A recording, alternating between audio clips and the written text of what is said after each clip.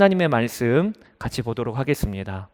오늘 우리에게 주시는 말씀은 사도행전 14장 1절에서 28절 말씀인데, 봉독은 1절에서 7절, 19절에서 28절, 저와 여러분이 한 절씩 교독하고 마지막 절은 합독하겠습니다.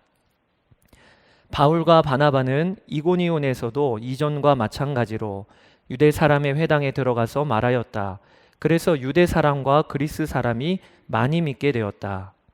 그러나 마음을 돌이키지 않은 유대 사람들이 이방 사람들을 선동해서 믿는 형제들에게 나쁜 감정을 품게 하였다. 두 사도는 오랫동안 거기에 머물면서 주님을 의지하여 담대하게 말하였다. 주님께서는 그들의 손으로 표징과 놀라운 일을 행하게 하셔서 그들이 전하는 은혜의 말씀을 확증하여 주셨다. 그 도시 사람들은 두 편으로 나뉘어서 더러는 유대 사람의 편을 들고 더러는 사도의 편을 들었다. 그런데 이방 사람들과 유대 사람들이 그들의 관원들과 합세해서 바울과 바나바를 모욕하고 돌로 쳐 죽이려고 했다. 사도들은 그것을 알고 루가오니아 지방에 있는 두 도시 루스드라와 더베와 그 근방으로 피하였다. 그들은 거기에서도 줄곧 복음을 전하였다. 그런데 유대 사람들이 안디옥과 이고니온에서 거기로 몰려와서 군중을 설득하고 바울을 돌로 쳤다. 그들은 바울이 죽은 줄 알고 그를 성 밖으로 끌어냈다. 그러나 제자들이 바울을 둘러섰을 때에 그는 일어나서 성 안으로 들어갔다. 이튿날 그는 바나바와 함께 더베로 떠났다. 바울과 바나바는 그 성에서 복음을 전하여 많은 제자를 얻은 뒤에 루스드라와 이고니온과 안디옥으로 되돌아갔다. 그들은 제자들의 마음을 굳세게 해주고 믿음을 지키라고 권하였다. 그리고 또 이렇게 말하였다. 우리가 하나님 나라에 들어가려면 반드시 많은 환난을 겪어야 합니다. 그리고 그들을 위해서 각 교회에서 장로들을 임명한 뒤에 금식을 하면서 기도하고 그들이 믿게 된 주님께 그들을 맡겼다. 그리고 그 두 사람은 비시디아 지방을 거쳐서 밤빌리아 지방에 이르렀다. 그들은 버가에서 말씀을 전한 뒤에 아달리아로 내려가서 거기에서 배를 타고 안디옥으로 향하여 갔다. 이 안디옥은 그들이 선교 활동을 하려고 하나님의 은혜에 몸을 내맡기고 나선 곳이다. 이제 그들은 그 일을 다 이루었다. 그곳에 이르러서 그들은 교회 회중을 불러 모으고서 하나님께서 자기들과 함께 행하신 모든 일과 하나님께서 이방 사람들에게 믿음의 문을 열어주신 것을 보고하였다. 같이 읽겠습니다. 그들은 제자들과 함께 오랫동안 지냈다. 아멘. 오늘부터 사도행전 강해 설교를 다시 시작을 합니다. 지난 6월 달에 사도행전 13장을 우리가 살펴보면서 바울의 1차 전도 여정의 앞부분을 보았기 때문에 먼저는 바울의 1차 전도 여정을 복습을 좀 하고 그리고 넘어가도록 하겠습니다. 바나바와 바울과 그리고 마가 요한은 팀을 이루어서 수리아 안디옥에서 파송을 받았지요. 그리고 그들의 첫 번째 행선지는 바나바의 고향인 구브로 섬이었습니다. 그리고 그 구브로 섬에서 성공적인 사역을 했어요. 그리고 그들이 그 다음에 간 곳이 티르키예의 남부를 의미하는 지금의 티르키예 소아시아 땅의 남부 지역으로 들어갑니다. 그리고 여기에서 젊은 마가 요한은 너무 힘에 부친 거예요. 그래서 그는 중도 포기하고 돌아가게 됩니다. 마가가 돌아간 이후에 바울과 바나바는 험준한 타우루스 산맥을 넘어서서 비시디아 지방의 안디옥에 이르렀어요. 그러니까 안디옥은 이름이 두 번 나오는 거예요. 하나는 수리아 지방의 안디옥, 그리고 비시디아 지방의 안디옥입니다. 이 안디옥에 들어가서 그들이 제일 먼저 찾아갔던 곳이 회당입니다. 회당에 유대인들과 유대교로 입교한 많은 이방인들이 회당에 모여 말씀을 연구하지요. 그들에게 먼저는 복음을 전하기 위해 회당에 찾아 들어간 거예요. 말씀은 너무 간단합니다. 구약 성경에 예언된 메시아가 오셨다. 그분이 바로 나사렛 예수 그리스도시다. 그분이 죽으셨으나 부활하셨고 우리는 그분의 증인이다. 이 말씀을 전했어요. 그런데 말씀을 전하자 반응이 유대인들과 이방인들이 확 갈리는 거예요. 구약의 말씀을 어렸을 때부터 익혀왔던 유대인들이 오히려 아, 예수님이 예언된 메시아구나 이렇게 받아들여야 될 것 같은데, 유대인들은 예수님을 배척을 하고 이방인들은 오히려 예수님을 환영하는 이 일이 벌어지게 되는 거예요. 이 일을 비시디아 안디옥에서 바울이 겪으면서 그가 깨달아요. 아, 하나님께서 이방인들의 구원의 문을 여시는구나. 그리고 나 또한 이방인 중심의 사역으로 하나님이 이끌어 주시는구나. 그게 사도행전 13장 46절이에요. 바울과 바나바는 담대하게 말하였다. 우리는 하나님의 말씀을 당신들에게 먼저 전해야 하였습니다. 당신들은 유대인을 말하는 거죠. 그러나 지금 당신들이 그것을 배척하고 영원한 생명을 얻기에 합당하지 못한 사람으로 스스로 판정함으로 우리는 이제 이방 사람들에게로 갑니다. 그리고 오늘 사도행전 14장의 말씀이 이어지고 있는 거예요. 비시디아 안디옥 이후에 찾아갔던 도시가 이고니온, 루스드라, 더베, 이 세 도시가 바로 오늘 본문의 내용입니다. 이제 바울은 도시에 찾아 들어가면 회당이 아니어도 사람들이 모여 있는 곳이면 거기에서 복음을 전하는 일이 벌어져요.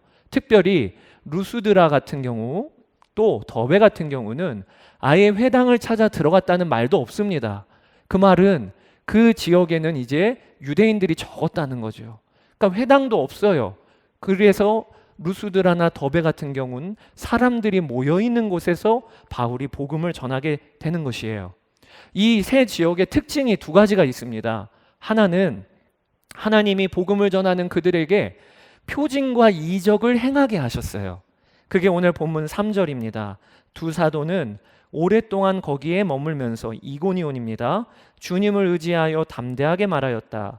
주님께서는 그들의 손으로 표징과 놀라운 일을 행하게 하셔서 그들이 전하는 은혜의 말씀을 확증하여 주셨다. 그들이 말씀만 전한 게 아니라 하나님께서 표징과 이적을 행하게 하셨어요. 그래서 꽉 닫혀있던 이방인들이 그들의 손으로 행하는 놀라운 일을 보면서 마음이 누그러지고 말씀을 듣게 되고 그들 중에 주님께로 돌아오는 일들이 일어나게 됐어요. 특별히 루스드라 성에 있을 때에는 발을 못 쓰게 된 지체장애인을 바울이 일으켜 세웁니다. 그게 9절 10절이에요. 바울은 그를 똑바로 바라보고 고침을 받을 만한 믿음이 그에게 있는 것을 알고는 큰 소리로 그대의 발로 똑바로 일어서시오 하고 말하였다. 그러자 그는 벌떡 일어나서 걷기 시작하였다. 사도행전 3장에 베드로가 예루살렘 성전에 들어갈 때 양문, 미문 곁에 앉아있는 나면서부터 못 걷게 된 일을 일으키는 이 일이 루스드라에서도 이 바울의 사역 가운데 벌어지게 된 거예요. 그래서 루스드라 성이 완전히 뒤집어졌습니다. 그 성은 제우스 신을 섬기는 성인데 바울과 바나바가 병자를 고치니까 제우스가 또 헤르메스가 내려왔다 해서 바울에게 제사를 드리려고 해요. 바울이 그것을 보면서 옷을 찢고는 하나님의 복음을 증거하죠. 이렇게 성이 완전히 뒤집어질 정도로 그들의 사역에 하나님의 기적과 이사가 나타나는 게 첫 번째 특징이고, 두 번째 특징은 그런 놀라운 이적과 기사가 있음에도 불구하고 그들은 핍박받았다는 거예요. 핍박받았다. 처음에 수리아 안디옥에서 파송받고 구브로 섬에 갔을 때에는 핍박까지는 없었어요. 대적하는 그 박수 무당은 있었지만 핍박은 없었고, 그리고 구브로 섬의 가장 높은 지위에 있던 총독 서기오 바울이 회심했어요. 그래서 구브로 섬에는요, 가장 지위가 높았던 서기오 바울이 그 선교 일행을 얼마나 극진히 대접했겠어요. 그리고 또 튀르키예 남부로 갈 때에도 환송을 받으면서 떠났단 말이에요. 그런데 소아시아 땅에 들어오고 나서부터는 완전히 바뀌었어요. 가는 곳곳마다 유대인들이 이 바울 일행을 죽이려고 달려드는 겁니다. 그러다가 오늘 결국에는 충격적인 일이 벌어지기를, 바울이 루스드라로 넘어가 복음을 전할 때였는데 그 전에 바울이 거쳐왔던 비시디아 안디옥 그리고 이고니온에서 쫓아와서, 유대인들이 쫓아와서 바울을 돌로 친 거예요. 루스드라와 이고니온은 거리로 따지면 120km입니다. 3박 4일 걸리는 거리예요. 그런데 그 3박 4일 걸려도 그들은 오직 하나의 일념, 바울 죽여야 돼, 바나바 죽여야 돼. 그래서 루스드라로부터 와서 바울을 돌로 쳤어요. 그게 19절입니다. 그런데 유대 사람들이 안디옥과 이고니온에서 거기로 몰려와서 군중을 설득하고 바울을 돌로 쳤다. 그들은 바울이 죽은 줄 알고 그를 성 밖으로 끌어냈다. 그냥 죽이려고 작정한 정도가 아니고 혼쭐 내줘야 되겠다 이 정도가 아니고 죽인 거예요. 그래서 바울이 숨을 안 쉬는 것을 확인했겠지요. 죽었네.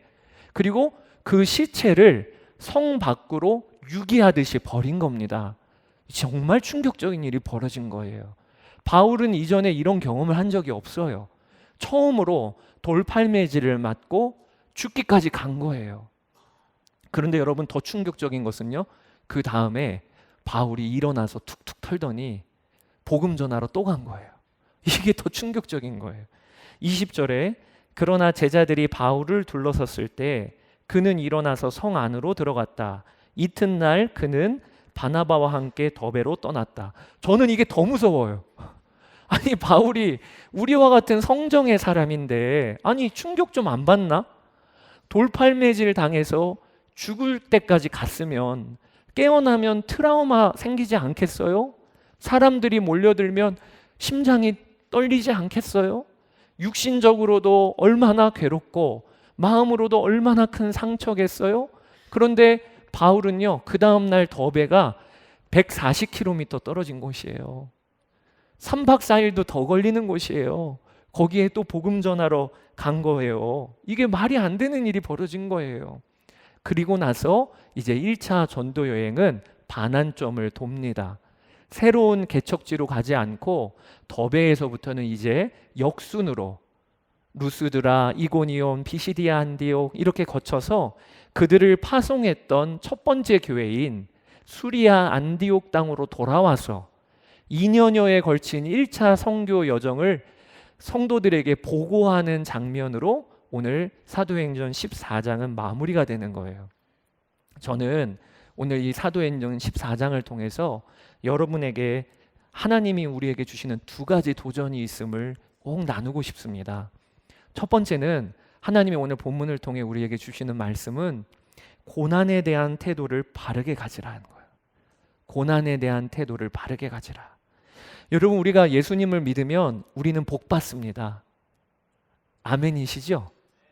나는 받은 복이 없는데 이러면 안수기도 받고 가세요. 오늘 우리는 예수님 믿으면요, 이미 영원한 복을 받는 거예요. 하나님이 우리 아버지가 되셨잖아요. 성령님이 우리와 함께 하시잖아요. 우리는 이미 그 결과가 영원한 승리예요. 이거는 예수 믿는 모든 이에게 주어진 복이에요. 그런데 성경은요, 복만 받는 게 아니고 우리가 예수님을 믿으면 고난도 받는다고 하셨어요. 갑자기 분위기가 안 좋아져요. 고난도 받는다. 빌립보서 1장 29절 같이 한번 읽어보실게요. 하나님께서는 여러분에게 그리스도를 위한 특권, 즉 그리스도를 믿는 것뿐만 아니라 또한 그리스도를 위하여 고난을 받는 특권도 주셨습니다. 구약 성경과 신약 성경은 꽤나 내용이 다른 것 중에 하나가, 구약 성경에는 장수의 복도 있어요.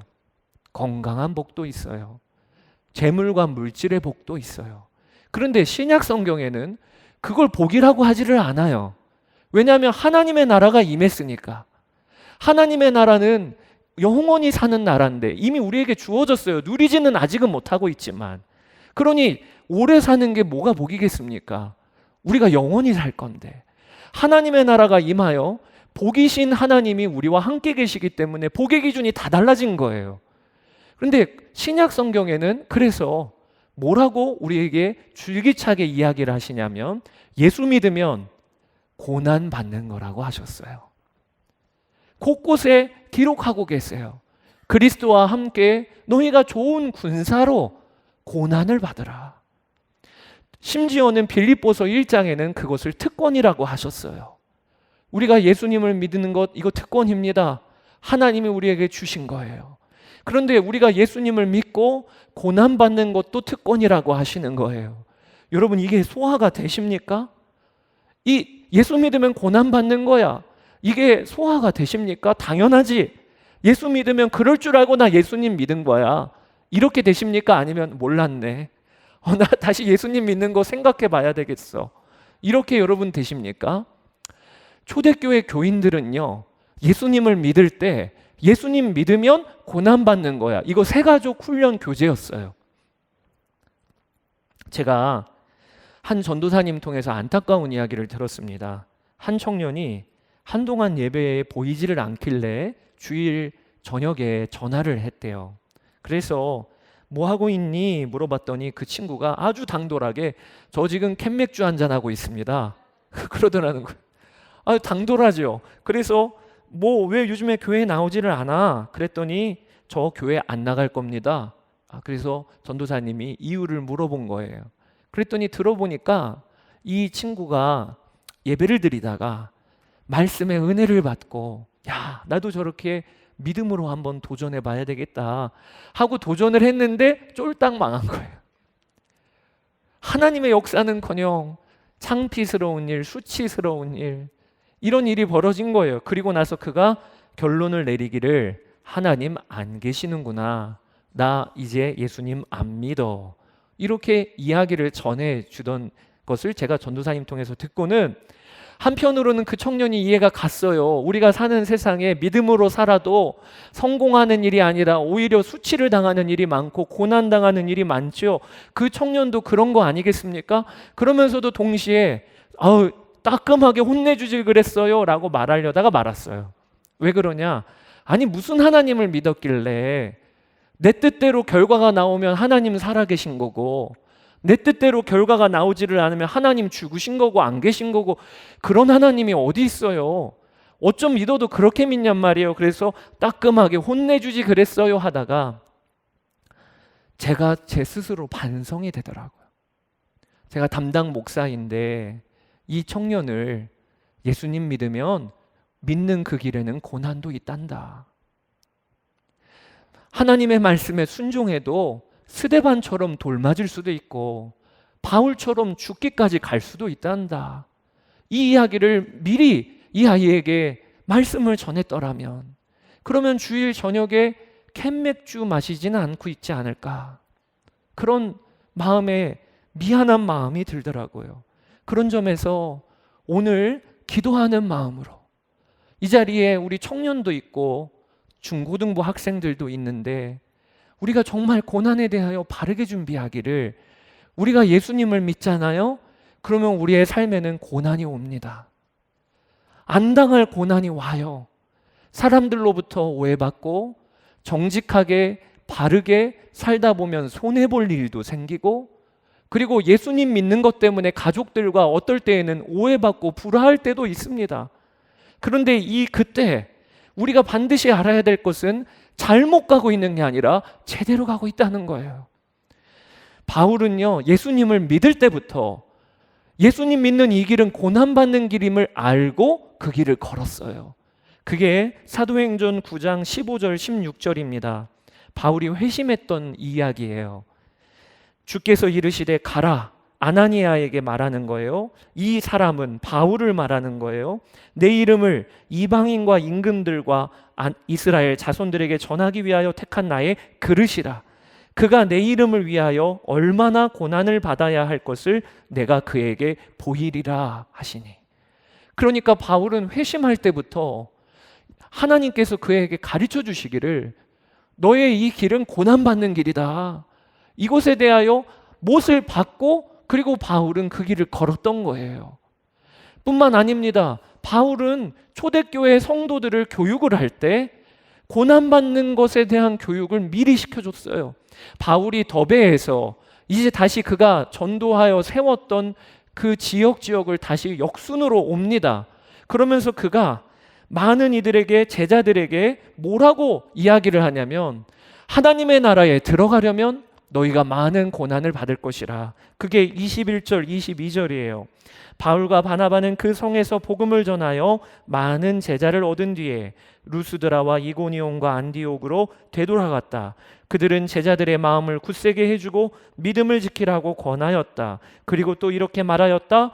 우리가 하나님 나라에 들어가려면 반드시 많은 환난을 겪어야 합니다. 반드시라고 했어요.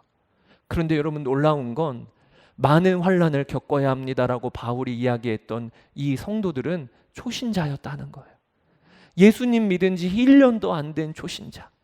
그 초신자들에게 하나님 나라에 들어가는 그 길에는 고난이 따른다. 박해가 따른다. 그 길은 잘못된 게 아니다. 그 길을 걷는다고 두려워하지 말아라 라고 바울이 이야기해 줬듯이, 사랑하는 성도 여러분, 우리의 삶에 고난이 와요. 믿음 지키려면 고난이 와요. 그 길은 우리가 걸어야 되는 길인 거예요. 우리가 고난에 대한 바른 태도를 가져야 신앙생활하면서 흔들리지 않게 되는 겁니다. 유기성 목사님이 너무 목회를 잘하신다고 다른 분들한테 칭찬을 많이 받으실 때 왜 사람들이 보기에 내가 목회를 잘한다고 하지? 그런데 그때 한 가지 생각나는 것이 있으셨대요. 아버지 목사님이 얼마나 고생하며 목회를 하셨는지, 평생 목회하고 은퇴하실 때까지 교회에서 고생을 하신 거예요. 그거를 아들로서 늘 보고 자랐어요. 그리고 어머니 사모님은 목회하시면서 심장병에 걸리셔서 일찍 소천하셨어요. 그거를 목사님이 보시면서 목회의 길을 걸어갈 때 이 길은 고생하는 길이야. 이 길은 힘들고 어려운 길이야. 그렇게 알고 걸으셨대요. 그래서 목회지에 나가서 고난이 오면 그게 문제가 안 되셨답니다. 이럴 거야. 이럴 줄 알았어. 나 이럴 줄 알았어. 그렇게 생각을 하니까 그 고난스러운 일들이 전혀 문제가 안 되고, 오히려 목사님의 속을 썩이는 분이 있으면 그 예전에 아버지 교회에 있었던 권사님 생각이 나더래요. 반갑더래요. 그 김 권사님이 여기도 계셨네. 그래서 오히려 반가운 마음이 들더랍니다.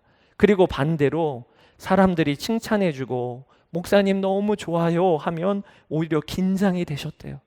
내가 지금 바르게 길을 걷고 있는 건가? 목회는 고난스러운 길인데. 그러니까 그 모습을 보며 사람들이 야, 목사님이 목회를 잘하신다, 이렇게 여기시는 거 아닌가, 그런 이야기를 하시더라고요. 여러분, 우리도 마찬가지입니다. 예수님을 믿고 편안해요. 아무런 문제가 없어요. 그러면 그때 여러분, 하나님 저 불안합니다. 아니 왜 이렇게 저에게 좋은 상황을 허락해 주십니까? 제가 무엇을 해야 합니까? 하나님 제가 어디로 흘려보내야 합니까? 이런 태도를 가져야 은혜가 썩지 않는 거예요. 하나님이 나에게 왜 이렇게 좋은 상황을 주시지? 무슨 사명을 감당하라고 하시는구나. 하나님이 왜 나에게 이렇게 은혜를 부어주시지? 흘려보내라고 하시는구나. 그래야 나에게 주시는 은혜가 고인물이 되지 아니하고 썩지 아니하는 거예요. 반대로 박해와 고난을 당하면 예수님 믿는 것 때문에 오해를 받고 예수님 믿는 것 때문에 박해를 당하면 하나님 저 바르게 가고 있군요. 하나님을 찬양합니다. 하나님 고난당하는 특권을 주셨으니 감사합니다. 이러면요, 세상이 우리를 감당하지 못합니다. 세상이 우리를 감당하지 못해요. 하나님은 우리가 고난을 당하는 것을 통해서 우리를 정금과 같이 우리의 믿음을 훈련시키세요. 고난을 안 받았다면 이기적인 내 자아가 깨졌겠나요? 내가 고난이 없었다면 오늘 이 자리에 앉아서 겸손히 주를 의지할 수 있었겠나요? 그러니 하나님은 어떨 때는 우리를 고난을 통해 훈련을 시키십니다. 뿐만 아니라 우리 성도들이 당하는 고난을 통하여 복음의 영광이 드러나게 하십니다. 고난당하는데 감사하고 고난당하는데 찬송하는 그 모습을 보면서 불신자들이 도대체 무슨 일이길래, 저들이 무슨 믿음을 가졌길래 저 상황에서 찬송하고 감사해야 하는가, 이걸 보면서 하나님을 믿는 죄로 나오게도 돼요. 또 예수 믿는 고난으로 말미암아 이 세상의 공중권세 잡은 자가 마귀임을 하나님은 폭로하십니다. 바르게 살려고 하는데, 정직하게 살려고 하는데 도대체 왜 이렇게 세상은 꼬여 있는 겁니까? 공중권세 잡은 게 마귀이기 때문에 그런 거예요. 그래서 우리 성도들이 당하는 고난으로 하나님께서는 얼마나 많은 일을 행하시는지 모릅니다. 뿐만 아니라 고난당하기 때문에 우리가 하나님 나라 소망하는 거예요. 이 땅이 가장 좋으면 우리가 하나님 나라를 왜 소망합니까? 하나님의 나라가 이 땅보다 비교할 수 없이 좋으니까 우리가 그 나라를 바라보며 오늘 고난을 감당하는 거지요. 이렇게 고난은요, 하나님의 비밀이 담겨 있는 거예요. 이 자리에 고난 당하는 분 계십니까? 건강으로, 마음의 병으로, 물질로, 관계로 그런 분이 있다면 꼭 기억하세요. 오늘 본문을 통해 하나님이 우리에게 알려주시는 것은요, 하나님은 우리가 고난 당할 때 함께 하세요. 함께 하세요. 제가 저희 두 딸들을 키워보니까 똑같이 사랑스럽습니다. 지금 앉아 있으니까 제가 그 얘기 하는 거예요. 여기 앉아 있으니까. 그런데 똑같이 사랑스럽다가도 어느 한 딸이 더 예뻐 보일 때가 있고 마음 쓰일 때가 있어요. 그게 언젠지 아세요? 큰 딸이 아프면 큰 딸이 더 마음이 쓰여요. 둘째 딸이 아프면 둘째 딸을 더 신경 쓰게 돼요. 아플 때, 힘들 때, 그러면 제 마음도 힘들어요. 똑같이 하나님께서는 고난당하는 우리의 형편에 더 가까이 계세요. 늘 우리와 함께 계시지만 고난당하고 있다면 그때가 여호와를 찾을 때고 하나님을 만날 때인 거예요. 이걸 여러분 우리가 꼭 기억해야 합니다. 바울도 1차 전도 여행을 정리하면서 안디옥 교회에 뭐라고 보고하고 있냐면 27절에 같이 한번 읽어볼까요? 그곳에 이르러서 그들은 교회 회중을 불러 모으고서 하나님께서 자기들과 함께 행하신 모든 일과 하나님께서 이방 사람들에게 믿음의 문을 열어주신 것을 보고하였다. 전도 여정 보고를 하는데 루스드라에서 돌 맞을 때에도 하나님이 함께 하신 모든 일과 바울에게는요, 돌 맞을 때에도 하나님이 함께 하셨다는 믿음이 있었기 때문에 감당할 수 있었던 거예요. 오늘도 우리와 함께 하세요. 고난에 대한 태도를 바르게 가지라. 이게 오늘 우리가 첫 번째 붙들 말씀입니다. 두 번째 붙들 말씀은 하나님께 맡기는 믿음을 품으라 라는 거예요. 여러분, 하나님께 오늘도 맡기고 사십니까? 이번 한 주간 동안에 우리는 저 문을 나서면 어떤 일이 벌어질지 모릅니다. 우리의 한계가 있습니다. 그렇기 때문에 하나님께 오늘도 예배 가운데 이번 한 주간의 삶을 맡기고 계십니까? 이게 믿음이에요. 우리의 자녀, 우리의 부모님, 그리고 나의 가정, 나의 직장 하나님께 맡겨드리고 있습니까? 이게 믿음이에요. 오늘 바울이 선교지를 돌면서 그 선교지마다 장로들을 세웁니다. 장로는 그 당시에 목회하는 사람인 거예요. 말씀도 전하고 그리고 성도들을 격려하고 세우고 그 교회의 책임자들인 겁니다. 그런데 질문이 그들이 장로감이었나? 아니었어요. 예수님 믿은 지 얼마 안 된 그들도 초신자였고 어디로 가야 될지를 모르는 자들인데 바울도 그들을 장로로 세울 그 방법 외에는 방법이 없는 거예요. 본인이 계속 머물러 있을 수 없으니까. 본인은 안디옥으로 돌아가는 길에 루스드라에도 장로 세우고 그 다음에 이고니온, 더베, 안디옥 다 장로를 세웁니다. 그리고 그들에게 기도를 해주기를 주님께 너희들을 맡긴다. 그렇게 기도하고 있어요. 23절이에요. 그리고 그들을 위해서 각 교회에서 장로들을 임명한 뒤에 금식하면서 기도하고 그들이 믿게 된 주님께 그들을 맡겼다. 그러니 여러분, 세워진 장로들은 얼마나 뜬금없겠어요. 나 새신자인데 바울이 교회 맡긴다. 네가 이제 이 교회를 담당해. 그런데 여러분, 교회 상황이 좋으면 모르겠어요. 지금 교회가 어떤 일이냐? 핍박받고 있는 상황이에요. 그리고 그 다음 장에 우리가 살펴보겠지만 이 갈라디아 지방에 곧 거짓 교사들이 들어와서 성도들을 미혹을 할 겁니다. 아니, 바울 너무 무책임한 거 아니에요? 그런 상황에서 어떻게 초신자에게 교회를 맡길 수가 있냔 말이에요. 여러분, 이렇게 할 수 있는 이유가 바울은 정말 믿는 거예요. 뭘 믿었냐? 초신자였던 그들의 믿음을 본 것이 아니라 그들을 붙잡고 계신 주 예수님이 보이니까 주님께 너희들을 맡긴다. 주님께 너희들을 맡긴다. 여러분, 이게 믿음이에요. 바울도 전도 여정을 시작할 때 어떻게 시작한 거냐? 하나님께 내 몸을 맡기고 시작을 했어요. 그게 26절입니다. 거기에서 배를 타고 안디옥으로 향하여 갔다. 이 안디옥은 그들이 선교 활동을 하려고 하나님의 은혜에 몸을 내맡기고 나선 곳이다. 여러분, 믿는 것은요, 하나님께 기대는 거예요. 청교도들이 믿음을 이런 식으로 표현을 많이 했어요. 여러분들도 지금 의자에 몸을 기대고 있죠. 여러분들의 온 힘을 의자에 기대어 의자가 받쳐주고 있죠. 이걸 믿음이라고 하는 거예요. 하나님께 이번 한 주간도 기대어 사는 거예요. 오늘 하루도 하나님께 맡기고 사는 거예요. 이게 믿는 것입니다. 어느 한 기도원 원장님이 하신 재미있는 말씀을 전해 들었습니다. 그 기도원에 늘 주말이 되면 올라오시는 두 목사님이 계셨대요. 금요일에 올라오셔서 토요일이 되시면 목회 현장으로 돌아가시는 거죠. 그런데 이 기도 원장님이 너무 이상한 것이 있다는 겁니다. 똑같이 기도원에 올라오시는데 한 목사님은 오시자마자 산에 올라가서 금식하며 밤이 새도록 기도하시다가 돌아가신대요. 그런데 한 목사님은 오시자마자 발 닦고 주무신답니다. 그리고 저녁 많이 드시고 아침 식사 든든히 하시고 그 다음날 내려가신대요. 그럼 여러분, 이 두 목사님이 어느 목사님이 잘 돼야 되겠습니까?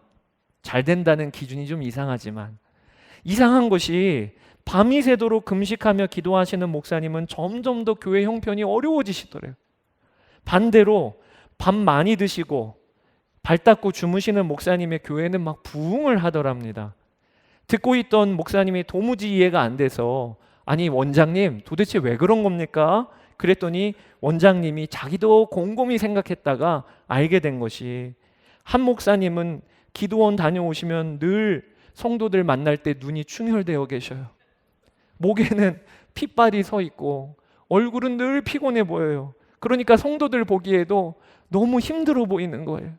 그게 한 목사님이고, 반대로 발 닦고 잠 많이 주무시고 식사 많이 하신 목사님은 얼굴이 윤기가 막 흘러요. 그래서 토요일 날 성도들을 만나면 눈도 초롱초롱한 겁니다. 그래서 성도들을 보기가 은혜가 되더랍니다. 농담 같은 이야기지만 여러분, 기도를 해도요, 정말 하나님 믿고 기도해야 되는 거예요. 하나님께 의지하고 맡기고, 하나님은 내 삶을 책임지신다, 이 믿음으로 기도하십니까? 그러면 그 믿음의 기도는요, 다 나타나는 현상이 있어요. 그게 평안이 임하는 겁니다. 평안이 임하는 거예요. 제가 젊은이 교회를 담당할 때 1년에 한 번 특별한 특세 주간이 있어요. 그게 부모님을 위한 특별 새벽기도 주간입니다. 보통 자녀 특세는 있지요. 그런데 청년들이 부모님을 위하여 한 주간 특별 새벽기도 하는 주간이 있어요. 그런데 한 번은 한 자매가 간증하는 것이 참 인상 깊었어요. 그 자매는 부모 특세 기간에 얼마 전에 바로 어머니가 암 선고를 받았어요. 너무 가족들이 마음이 무너지고, 그리고 병원에서는 이 암이 중하니까 앞을 보장할 수가 없는 그런 상황에서 부모 특세에 온 거예요. 기도를 하는데 월요일, 화요일 기도가 안 나오고 한숨만 나오더랍니다. 이게 어떻게 될 건가? 우리 어머니 부모 특세를 위하여 이렇게 나왔는데 앞날이 안 보이니. 그런데 셋째 날 수요일에 하나님의 기도 중에 문득 질문을 하나 하시더래요. 뭐라고 질문하시냐면, 왜 너는 너의 어머니라고만 생각하느냐? 너의 어머니는 나에게는 나의 소중한 딸이란다. 그러면서 내가 내 엄마를 사랑하고 아끼는 것보다 내가 더 내 딸을 아끼고 사랑한단다. 이런 마음에 감동을 주시더래요. 그러고 보니까 자매가 기도를 해도 진짜 문제가 어머니를 사랑하시는 하나님을 믿지 않고 기도를 했던 거예요. 그러니까 기도의 자리에 나와서 내내 한숨만 쉬다가 기도도 나오지 않고 그리고 돌아가는 거죠. 그러다가 하나님께서 너의 어머니이기 전에 사랑하는 내 딸이야, 내가 내 딸을 더 사랑한단다, 이 진리가 붙잡아지니까 그 다음 수요일, 목요일, 금요일에는 기도가 바뀌기를 어머니를 향한 기도인데 찬양이 나오더래요. 하나님, 하나님이 사랑하시죠. 하나님이 붙잡고 계시죠. 그리고 찬양이 나오더래요. 그러면서 어머니를 향한 강력한 기도가 터지더라. 그리고 그 어머니가 병을 이겨내셨어요. 여러분, 우리가 알아야 합니다. 오늘 기도를 해도, 예배를 드려도 우리의 마음에 하나님께 기대는 믿음이 없다, 하나님을 의지하는 믿음이 없다, 그러면 예배 드리고 가다 돌아서서도 여전히 염려, 근심, 여전히 걱정, 하나님 그거 기뻐하지 않으세요. 사도 바울은 무책임한 것 같아도 하나님이 보이니까 성도들을 맡길 수 있고 교회를 맡길 수 있고, 여러분, 우리도 우리의 자녀는 주의 것입니다. 우리의 부모님은 주님의 자녀예요. 우리의 직장과 가정은 주님의 것이에요.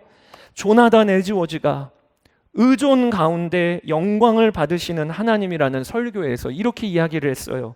우리가 아무 흠이 없을 때가 아니라 삶의 모든 영역에서 하나님을 가장 깊이 의존하는 존재가 될 때 하나님을 가장 영화롭게 하는 존재가 된다. 하나님께 영광 어떻게 돌립니까? 무슨 큰 일을 행해야 하나님께 영광이 되는 겁니까? 많은 업적을 쌓아야 하나님께 영광이 되는 겁니까? 아니에요.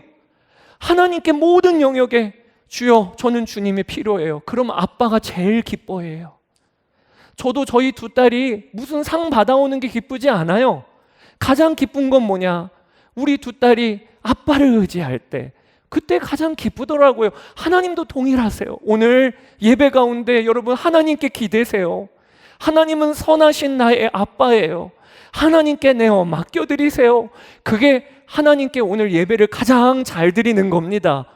오늘 우리가 그렇게 결단하고 그렇게 하나님께 나아가는 시간 갖기를 원합니다.